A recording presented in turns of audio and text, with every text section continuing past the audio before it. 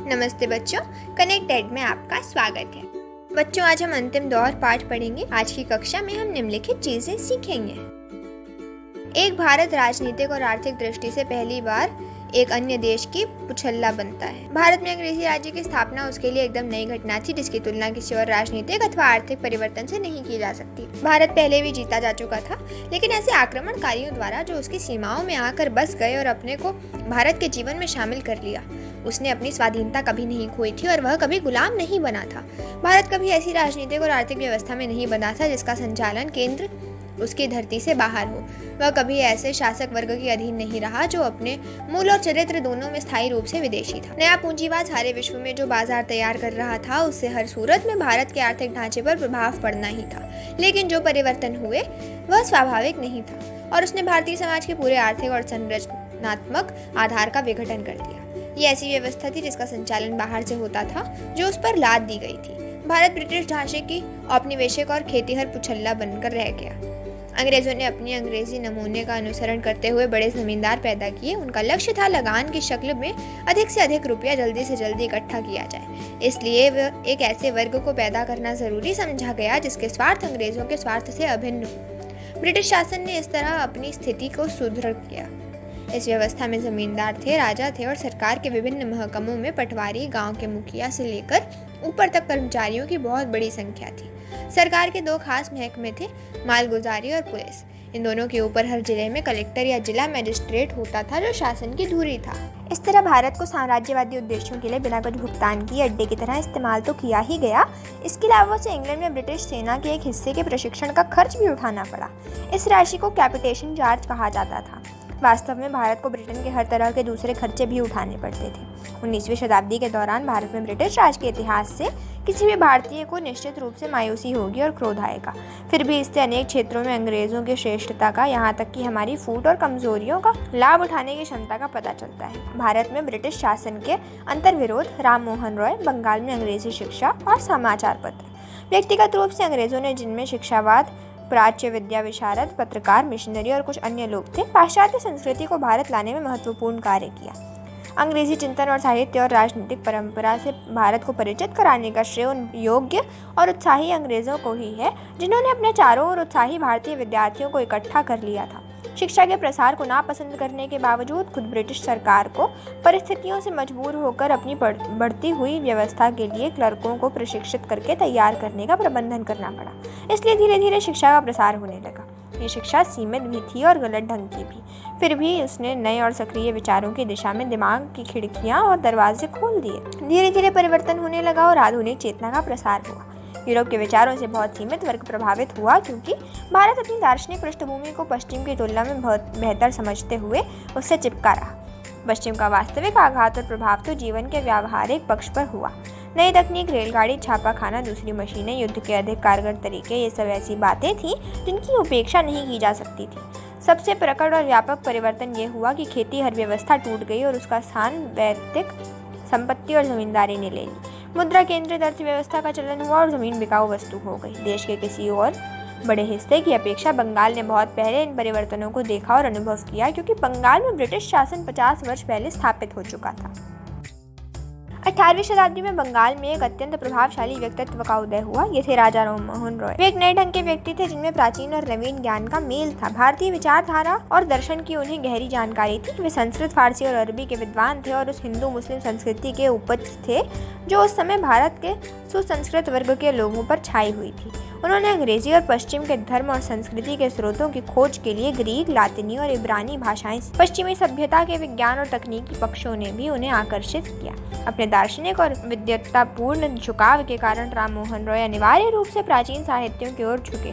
तुलनात्मक धर्म के अध्ययन की पद्धति की खोज करने वाले दुनिया के वे पहले उत्साही व्यक्ति थे और शिक्षा को आधुनिक सांचे में ढालकर उसे पुरानी पंडिताऊ पद्धति के चंगुल से निकालने के लिए बहुत उत्सुक थे।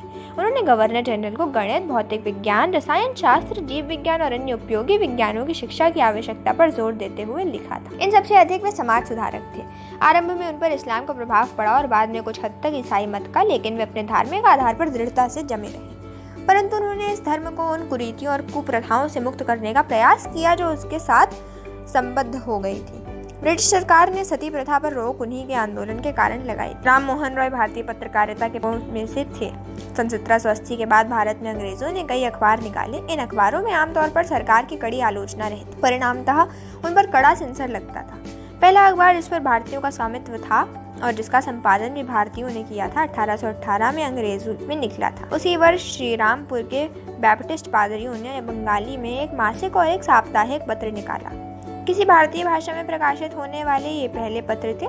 इसके बाद एक अंग्रेजी और भारतीय भाषाओं में कलकत्ता, कोलकाता, मद्रास, चेन्नई और बम्बई, मुंबई से अखबार और पत्रिकाएं बड़ी तेजी से निकलने लगी। राम मोहन रॉय की पत्रकारिता का गहरा संबंध उनके सुधारवादी आंदोलनों से था। उनका सामान्यवादी और विश्वजनीन दृष्टिकोण कट्टर वर्ग के लोगों को नापसंद था और वे उनके बहुत से सुधारों का भी विरोध करते थे। उनके बहुत से समर्थकों में टैगोर परिवार था, जिसने बाद में बंगाल के पुनर्जागरण में महत्वपूर्ण भूमिका निभाई। राम मोहन रॉय दिल्ली सम्राट की ओर से इंग्लैंड गए और 19वीं शताब्दी के आरंभिक वर्षों में ब्रिस्टल में उनकी मृत्यु हो गई। सन 1857 की महान क्रांति, जातीयतावाद। ब्रिटिश शासन के लगभग एक शासन के उपरांत बंगाल ने उससे समझौता कर लिया था। अकाल से नष्ट हुए किसान नए आर्थिक बोझों के तले पिस रहे थे। नया बुद्धिजीवी वर्ग पश्चिम की ओर इस आशा से देख रहा था कि अंग्रेजी उदारता के सहारे से ही प्रगति होगी। लगभग यही स्थिति दक्षिण और पश्चिमी भारत में मद्रास और मुंबई में थी, लेकिन उत्तरी सूबों में ऐसा कोई झुकाव और समझौते की प्रवृत्ति नहीं। विशेष रूप से सामंत सरदारों और उनके अनुयायियों में विद्रोह की चेतना बढ़ रही। सामान्य जनता में भी असंतोष और तीव्र ब्रिटिश विरोधी भावना खूब फैली। मई सन 1857 में मेरठ की भारतीय सेना ने बगावत कर विद्रोह की योजना खुफिया ढंग से बहुत अच्छी तरह बनाई थी, लेकिन नियत समय से पहले ही हुए विस्फोट ने नेताओं की योजना ही बिगाड़। ये केवल सैनिक विद्रोह से कहीं अधिक था। इसका बड़ी तेजी से प्रसार हुआ और इसने जन आंदोलन और भारतीय स्वाधीनता की लड़ाई का रूप लिया। जन आंदोलन के रूप में ये दिल्ली संयुक्त प्रांत, जैसा उन्हें आजकल कहा जाता है, मध्य भारत के कुछ भागों और बिहार तक सीमित। मूलतः ये सामंतीय विस्फोट था, जिसका नेतृत्व सामंत सरदार और उनके अनुयायी कर रहे। व्यापक रूप से फैली विदेशी विरोधी भावना से इसे बल मिल रहा था। इनके लिए मुगल राजवंश के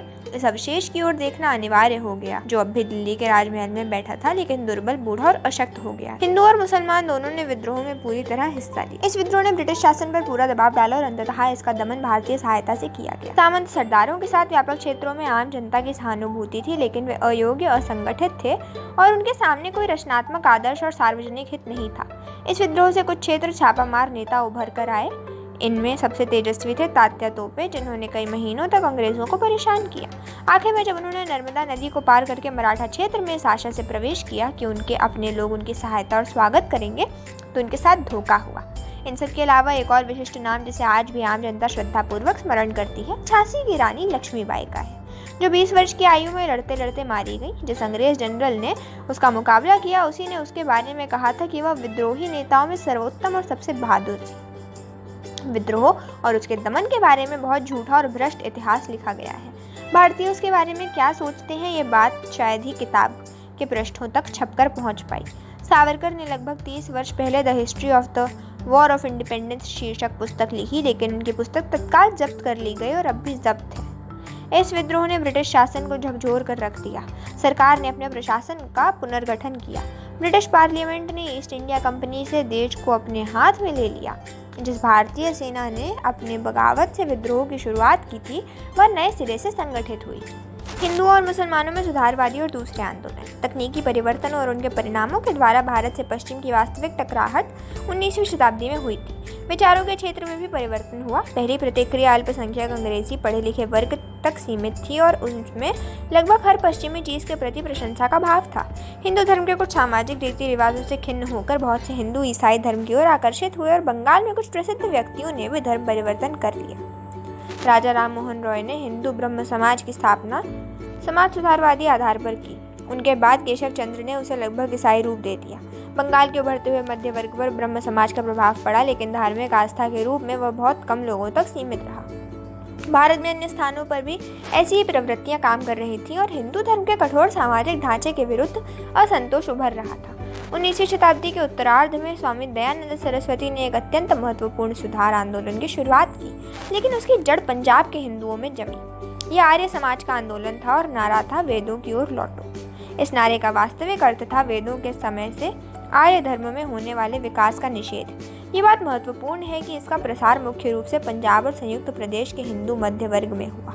एक समय ऐसा आया जब सरकार इसे राजनीतिक दृष्टि से क्रांतिकारी आंदोलन समझती थी, लड़के लड़कियों में समान रूप से शिक्षा के प्रसार में, स्त्रियों की स्थिति का सुधार करने में और दलित जातियों के स्तर को ऊंचा उठाने में इसने बहुत अच्छा काम किया। लगभग स्वामी दयानंद के ही समय से बंगाल में एक दूसरे ढंग का व्यक्तित्व सामने आया और नए पढ़े लिखे वर्ग के बहुत लोगों पर उसका प्रभाव भी पड़ा।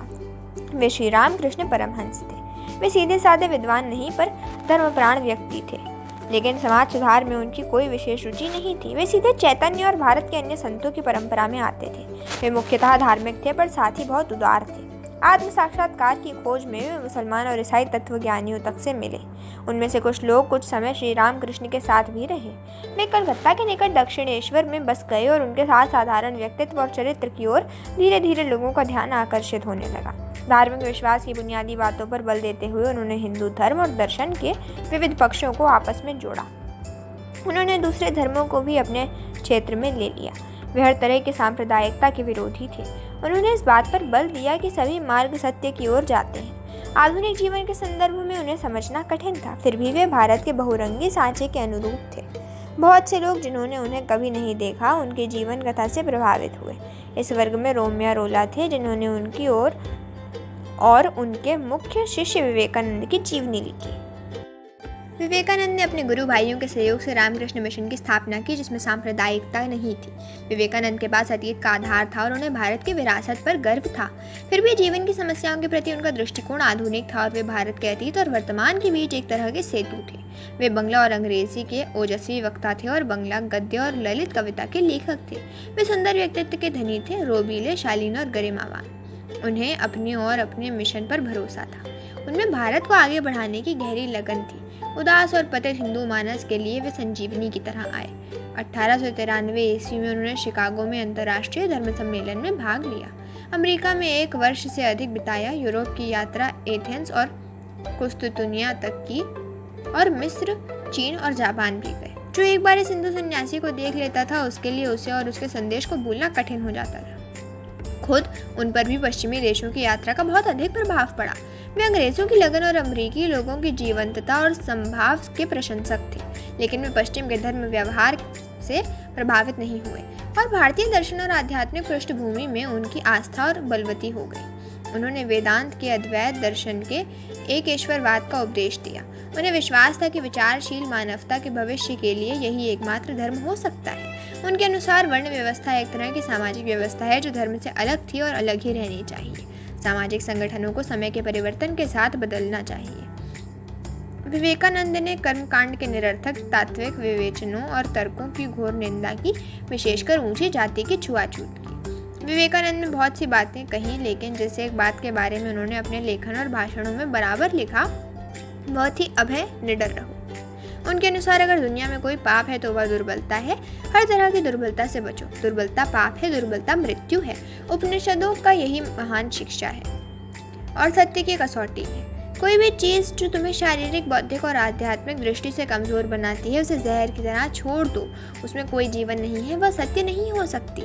सत्य मजबूत बनाता है, सत्य पवित्रता है, सर्वज्ञान है। अंधविश्वासों से सावधान रहो। मैं तुम्हें अंधविश्वासी मूर्ख कहने की अपेक्षा कट्टर नास्तिक कहना पसंद करूंगा, क्योंकि नास्तिक सजीव होता है और आप उसे कुछ बना सकते हैं। लेकिन अगर अंधविश्वास घर कर ले तो दिमाग गायब हो जाता है, बुद्धि क्षीण हो जाती है, जीवन का पतन होने लगता है।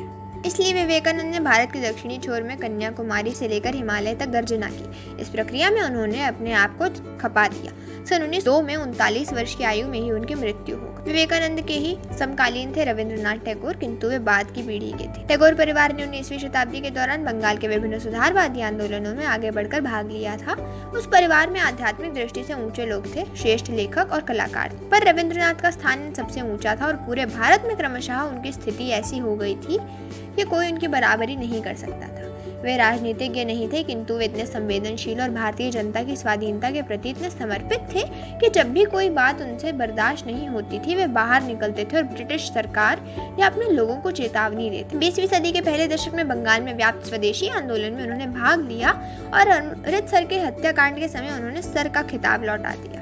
शिक्षा के क्षेत्र में उन्होंने जो रचनात्मक कार्य खामोशी से आरंभ किया था, उसने शांति निकेतन को भारतीय संस्कृति का प्रधान केंद्र बना दिया। भारतीय मानस पर उनका प्रभाव विशेषकर एक के बाद एक आने वाली नई पीढ़ियों पर बेहद रहा। वे भारत के सर्वोत्तम अंतर्राष्ट्रीयवादी थे। अंतर्राष्ट्रीय सहयोग में विश्वास और उसके लिए काम करने के कारण वे भारत के संदेश को दूसरे देशों में ले जाते और उनके संदेश अपने लोगों के लिए लाते। फिर भी उनके पैर दृढ़ता पूर्वक भारत की धरती पर जमे थे और उनका मस्तिष्क उपनिषदों के ज्ञान से ओतप्रोत था। गौर व्यक्तिवादी होने के बावजूद वे रूसी क्रांति की महान उपलब्धियों के प्रशंसक थे, विशेषकर शिक्षा के प्रसार, संस्कृति, स्वास्थ्य और समानता की चेतना के। टैगोर ने भारत की उसी तरह बहुत अधिक सेवा की जैसे कि एक दूसरे स्तर पर गांधी ने की थी। अर्थात उन्होंने लोगों को एक सीमा तक इस बात के लिए विवश किया कि वे अपने विचारों के संकीर्ण घेरे से बाहर निकलकर मानवता को प्रभावित करने वाले व्यापक प्रश्न पर ध्यान दें। टैगोर भारत के सबसे बड़े मानवतावादी थे। 20वीं शताब्दी के पूर्वार्ध में टैगोर और गांधी निसंदेह भारत के दो विशिष्ट और प्रभावशाली व्यक्तित्व थे। उनकी समानताओं और विषमताओं की तुलना से हम बहुत कुछ सीख सकते हैं। कोई दो व्यक्ति अपनी बनावट और मिजाज में एक दूसरे से इतने भिन्न नहीं हो सकते। टैगोर संभ्रांत कलाकार थे जो सर्वहारा के प्रति सहानुभूति के कारण लोकतंत्रवादी हो गए थे। गांधी जो विशेष रूप से जनता के आदमी थे, भारतीय किसान का साकार रूप थे और भारत की दूसरी प्राचीन परंपरा का प्रतिनिधित्व करते थे। ये परंपरा संन्यास और त्याग की परंपरा थी। टैगोर मूलतः विचारक थे और गांधी अनवरत कर्मठता के प्रतीक थे। दोनों की अपने अपने ढंग की विश्व दृष्टि थी और उसके साथ ही दोनों पूरी तरह भारतीय थे। वे दोनों भारत के अलग अलग पक्षों का प्रतिनिधित्व करते थे जो एक दूसरे के पूरक थे। अपनी आध्यात्मिक और राष्ट्रीय विरासत में हिंदू मध्य वर्ग की आस्था को बढ़ाने में श्रीमती एनी बेसेंट का जबरदस्त प्रभाव पड़ा। इस समय एक आध्यात्मिक और धार्मिक तत्व था, लेकिन साथ ही उसके पीछे सुदृढ़ राजनीतिक पृष्ठभूमि भी थी। उदीयमान मध्य वर्ग का झुकाव राजनीतिक था और वह किसी धर्म की तलाश में नहीं था। उसे पकड़ने के लिए सांस्कृतिक आधार चाहिए था, कुछ ऐसा जो उनमें आत्मविश्वास पैदा करता और उस निराशा और अपमान के बोध को कम करता जो उनके भीतर विदेशी जीत और शासन ने पैदा कर दिया था। हर देश में राष्ट्रीयता के विकास के साथ धर्म के अलावा ये तलाश अपने अतीत की ओर जाने की प्रवृत्ति होती है। भारत का अतीत अपनी संपूर्ण सांस्कृतिक विविधता और महानता के साथ सब भारतीयों की साझी विरासत है। हिंदुओं, मुसलमानों, ईसाइयों तथा अन्य लोगों की भी, और उन्हीं के पूर्वजों ने उनके निर्माण में सहयोग दिया था। बाद में दूसरे मतों में धर्म परिवर्तन कर लेने के कारण वे इस विरासत से वंचित नहीं हो जाते। प्राचीन दर्शन और साहित्य, कला और इतिहास ने कुछ सांत्वना दी। राम मोहन रॉय, दयानंद, विवेकानंद और अन्य लोगों ने नए विचारधारात्मक आंदोलन चलाए। एक ओर उन्होंने अंग्रेजी साहित्य की समृद्ध साहित्य धारा से रसपान किया, वहीं दूसरी ओर उनका मानस भारत के प्राचीन मनीषियों और शूरवीरों के विचारों और कार्यों से और उन पुरानी गाथाओं और परंपराओं से भरा था जिन्हें उन्होंने अपने बचपन में आत्मसात किया था। इनमें से बहुत सी बातें मुसलमान जनता में भी समान रूप से प्रचलित थी। वे लोग परंपराओं से भलीभांति परिचित थे, लेकिन धीरे धीरे विशेष रूप से उच्च वर्ग के मुसलमानों के द्वारा ये महसूस किया जाने लगा कि उनके लिए इन अर्ध धार्मिक परंपराओं से जुड़ना बहुत मुनासिब नहीं होगा। इन परंपराओं को बढ़ावा देना इस्लाम की भावना के विरुद्ध होगा। उन्होंने अपनी कौमी बुनियाद दूसरी जगह तलाश की। कुछ हद तक उन्होंने उसे भारत के अफगान और मुगल युग में पाया, लेकिन उससे खाली जगह पूरी तरह नहीं भर पाई। गदर के बाद भारत के मुसलमान इस असमंजस में थे कि वे किस ओर मुड़े। ब्रिटिश सरकार ने जानबूझकर हिंदुओं की तुलना में उनका दमन नहीं कहीं अधिक किया और इस दमन का प्रभाव विशेष रूप से उन मुसलमानों पर पड़ा जिनसे नया मध्य वर्ग या बुर्जुआ वर्ग पैदा होता है। सन 1870 के बाद उनके प्रति ब्रिटिश नीति में धीरे धीरे परिवर्तन हुआ और वह उनके अधिक अनुकूल हो गई। इस परिवर्तन का विशेष कारण ब्रिटिश सरकार की संतुलन की नीति थी। फिर भी इस प्रक्रिया में सर सैयद अहमद खान की महत्वपूर्ण भूमिका रही। उन्हें इस बात का भरोसा था कि वे ब्रिटिश सत्ता से सहयोग करके ही मुसलमानों को ऊपर उठा सकते हैं। वे इस बात के लिए बहुत उत्सुक थे कि ये लोग अंग्रेजी शिक्षा को स्वीकार कर लें। उन्होंने यूरोपीय सभ्यता को जिस रूप में देखा था उनका उन पर गहरा प्रभाव था। वास्तव में यूरोप से लिखे उनके कुछ पत्रों से जाहिर होता है कि वे इतने चकाचौंध थे कि उनका संतुलन डगमगा सा गया था। सर सैयद उत्साही सुधारक थे और वे आधुनिक वैज्ञानिक विचारों के साथ इस्लाम का मेल बैठाना चाहते थे। वे नए ढंग की शिक्षा को बढ़ावा देना चाहते थे। राष्ट्रीय आंदोलन के आरंभ से वे भयभीत हुए क्योंकि उनका विचार था कि ब्रिटिश अधिकारियों का किसी भी तरह का विरोध करने के कारण उन्हें अपने शैक्षिक कार्यक्रम में उनकी सहायता नहीं मिलेगी। उन्हें यह सहायता जरूरी मालूम होती थी, इसलिए उन्होंने मुसलमानों में ब्रिटिश विरोधी भावना को कम करने की कोशिश की और उन्हें नेशनल कांग्रेस से, जो उस समय आकार ले रही थी, हटाने की कोशिश की। उन्होंने जिस अलीगढ़ कॉलेज की स्थापना की उसका एक घोषित उद्देश्य था भारत के मुसलमानों को ब्रिटिश ताज की योग्य और उपयोगी प्रजा बनाना। वे नेशनल कांग्रेस का विरोध इसलिए नहीं करते थे कि वे उसे विशेष रूप से हिंदू संगठन समझते थे। उन्होंने इसका विरोध इसलिए किया क्योंकि वे अंग्रेज़ों की सहायता और सहयोग चाहते थे। उन्होंने ये दिखाने की कोशिश की कि कुल मिलाकर मुसलमानों ने गदर में हिस्सा नहीं लिया और वे ब्रिटिश सत्ता के प्रति वफादार रहे। वे किसी रूप में हिंदू विरोधी या सांप्रदायिक दृष्टि से अलगाववादी नहीं थे। उन्होंने कहा, याद रखो, हिंदू और मुसलमान ये शब्द सिर्फ धार्मिक अंतर बताते हैं, वरना सब लोग, चाहे वे हिंदू हो या मुसलमान, यहाँ तक कि ईसाई भी जो इस देश में रहते हैं, इस दृष्टि से सब एक ही राष्ट्र के लोग। सर सैयद अहमद खान का प्रभाव मुसलमानों में उच्च वर्ग के कुछ लोगों तक ही सीमित था। उन्होंने शहरी या देहाती आम जनता से संपर्क नहीं किया। सर सैयद के कई योग्य और उल्लेखनीय सहयोगी थे। सर सैयद अहमद अपने प्रयत्न में इतनी दूर तक सफल हुए कि मुसलमानों में अंग्रेजी शिक्षा आरंभ हो गई और उनका दिमाग राजनीतिक आंदोलन से हट गया। एक मुस्लिम एजुकेशनल कॉन्फ्रेंस शुरू की गई और उसके नौकरियों और दूसरे पेशों में उभरते हुए मध्य वर्ग के मुसलमानों को आकर्षित। ये बात ध्यान देने की है कि गदर के बाद के समय में भारतीय मुसलमानों में जितने विशिष्ट लोग थे, जिनमें सर सैयद भी शामिल हैं, सभी ने पुरानी परंपरागत शिक्षा पाई थी। हाँ, उनमें से कुछ लोगों ने बाद में अंग्रेजी का ज्ञान हासिल कर लिया। नई पश्चिमी शिक्षा ने तब भी उनके बीच कोई उल्लेखनीय व्यक्तित्व पैदा नहीं किया। वर्ष 1912 भारत में मुस्लिम दिमाग के विकास की दृष्टि से उल्लेखनीय है। उस साल 2 नए साप्ताहिक निकलने शुरू हुए, उर्दू में अल हिलाल और अंग्रेजी में द कॉमरेड। अल हिलाल का आरंभ अबुल कलाम आज़ाद कांग्रेस के वर्तमान सभापति ने किया। ये 24 वर्ष के प्रतिभाशाली नवयुवक थे जो 15 से 20 वर्ष की आयु में ही अपने अरबी और फारसी के ज्ञान और गहन अध्ययन के लिए प्रसिद्ध हो गए थे। इसके साथ उन्होंने बाहर की इस्लामी दुनिया के बारे में जानकारी हासिल की और उन सुधारवादी आंदोलनों के बारे में भी जो वहाँ चल रहे थे। उन्होंने धर्म ग्रंथों की व्याख्या बुद्धिवादी दृष्टिकोण से की। वे इस्लामी देशों में किसी भी अन्य भारतीय मुसलमान की अपेक्षा अधिक प्रसिद्ध हुए। उनका दृष्टिकोण अधिक उदार और तर्कसंगत था। इस कारण वे पुराने नेताओं के सामंती, संकीर्ण धार्मिकता और अलगाववादी दृष्टिकोण से दूर थे। अपने इसी दृष्टिकोण के कारण वे अनिवार्य रूप से भारतीय राष्ट्रवादी थे। आज़ाद की शैली में उत्तेजना और तेजस्विता थी कि कभी कभी वह फारसी पृष्ठभूमि के कारण कुछ कठिन प्रतीत होती थी।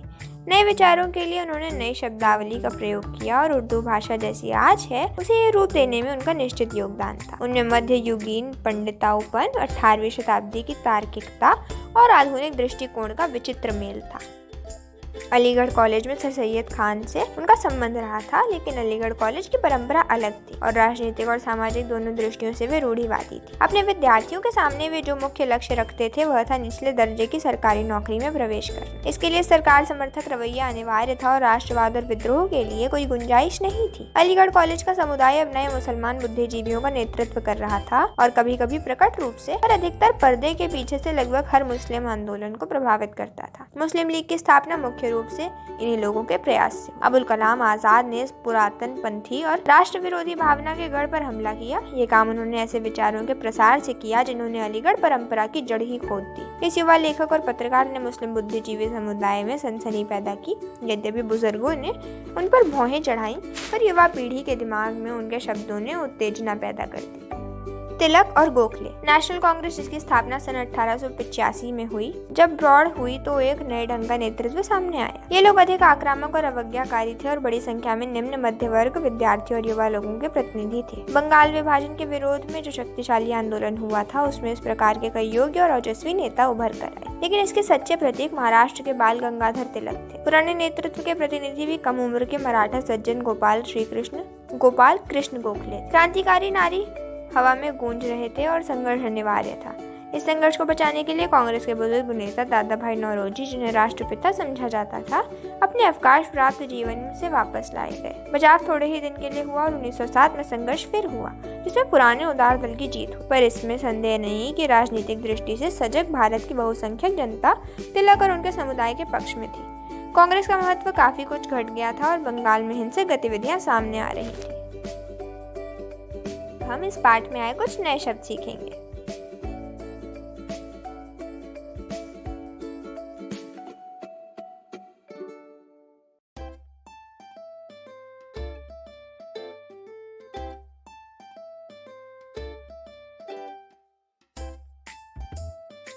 निम्नलिखित प्रश्नों के उत्तर दीजिए।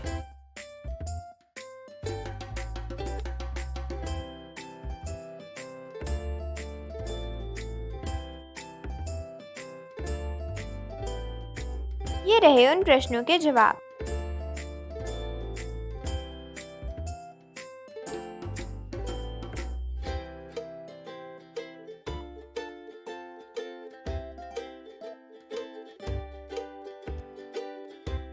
निम्नलिखित अपठित गद्यांश को पढ़कर पूछे गए प्रश्नों के उत्तर दीजिए।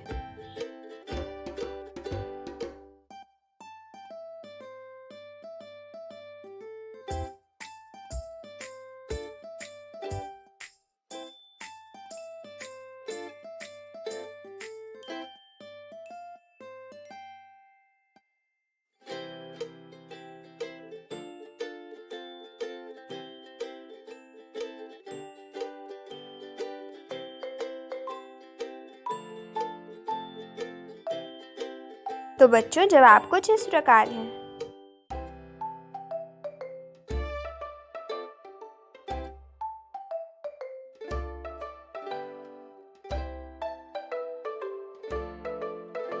तो बच्चों ये था आज का पाठ। आशा करती हूँ कि आप सबको खूब आनंद आया होगा।